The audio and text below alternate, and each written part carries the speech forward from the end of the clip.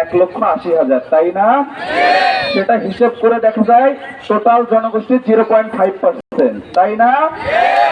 ওকে, তর্কের খাতিরে ধরে নিলাম রাজাকারের সংখ্যা এবং মুক্তিযোদ্ধাদের সংখ্যা সমান, ধরে নিলাম তারা সব মিলিয়ে 5%। বাকি 95% যারা ছিল তারা কি মুক্তিযুদ্ধের সাপোর্টার ছিল না? তাহলে আপনি কেন বলছেন মুক্তিযোদ্ধা সন্তানদের বাইরে যারা রয়েছে তারা রাজাকার? আমি জানতে চাই বাকি 95% যারা ছিল তারা কি বন্ধা ছিল নাকি জন্মদানের সক্ষম ছিল না? আরেকটি বিষয় নিয়ে যেটা আলোচনা হচ্ছে যে তুমি কে আমি কে রাজাকার রাজাকার এই স্লোগান, ভাই আপনারা কি শোনেননি?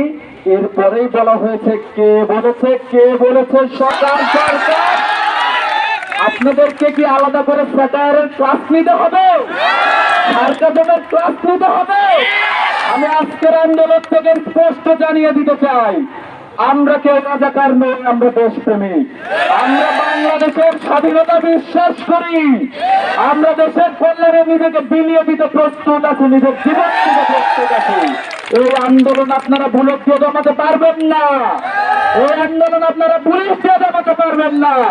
ছাত্র সমাজ আজকে জেগে উঠেছে, আপনারা তাদেরকে রাজাকার বলে তাদের মনোবল ভেঙে দিতে পারবেন না।